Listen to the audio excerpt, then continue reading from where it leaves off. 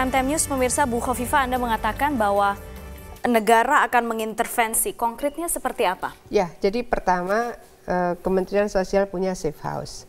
Di safe house-nya Kemsos kita punya konselor, kita punya psikolog, kita punya peksos. Jadi memang ada instrumen-instrumen yang memungkinkan kita bisa memberikan perlindungan kepada anak.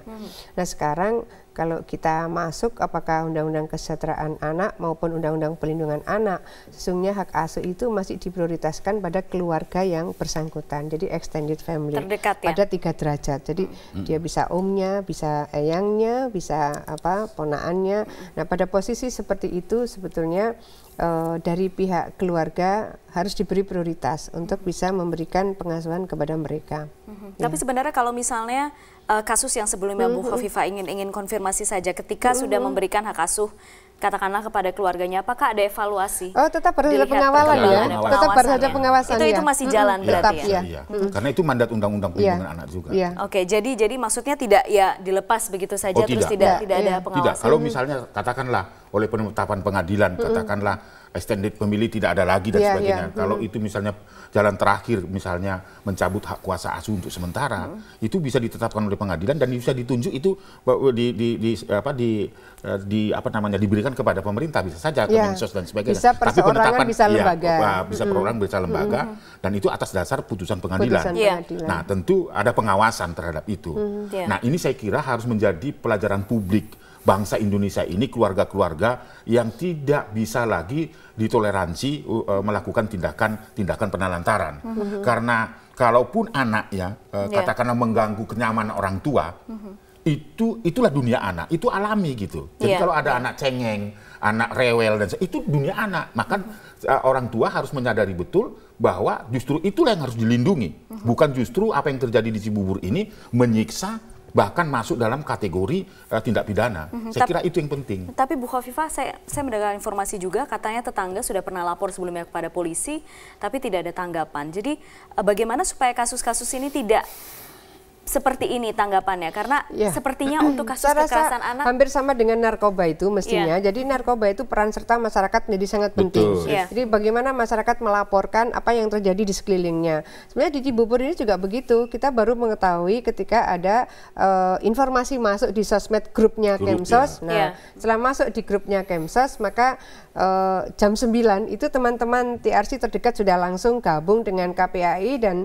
langsung ketok pintu, kan itu dari jam 9 sampai jam 12. Setelah 3 jam tidak dibuka pintu, baru kemudian minta polisi membantu.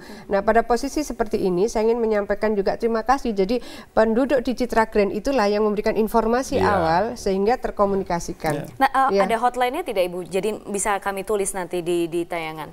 Kenapa? Ada hotline khusus Kemsos yang bisa digunakan tidak untuk sebenarnya laporan-laporan seperti ini? Ya, sebetulnya kita bisa masuk ke satu tim TRC itu.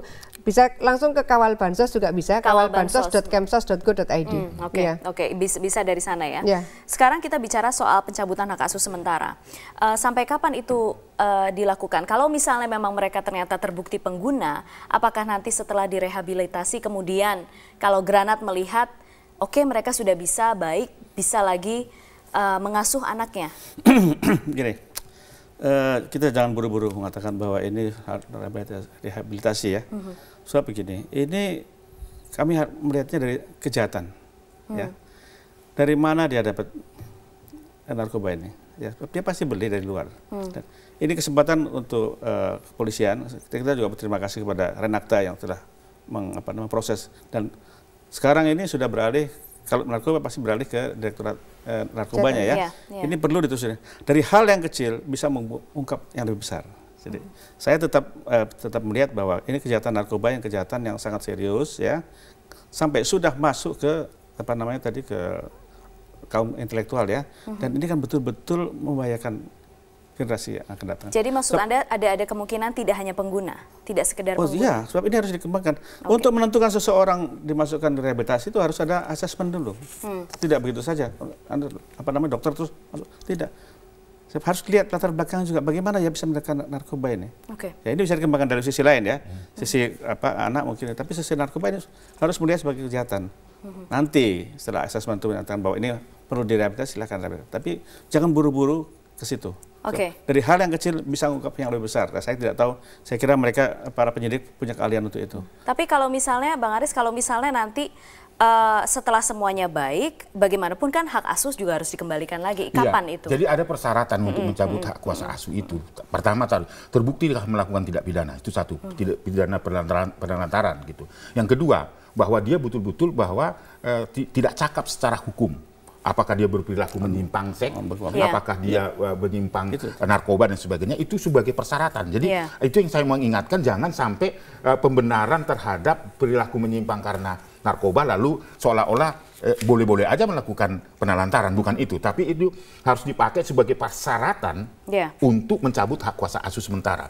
Sementara itu kata-kata Undang-Undang Perlindungan Anak. Kalau misalnya ada evaluasi, kemudian dia bisa menjamin dirinya untuk tidak mengulangi perbuatan itu, lalu kemudian dia juga katakanlah tidak melakukan praktek-praktek kekerasan kembali, dapat direintegrasi programnya seperti itu. Baik, apa yang harus dipelajari dari kasus ini pemirsa? Tetap bersama kami di Prime Time News.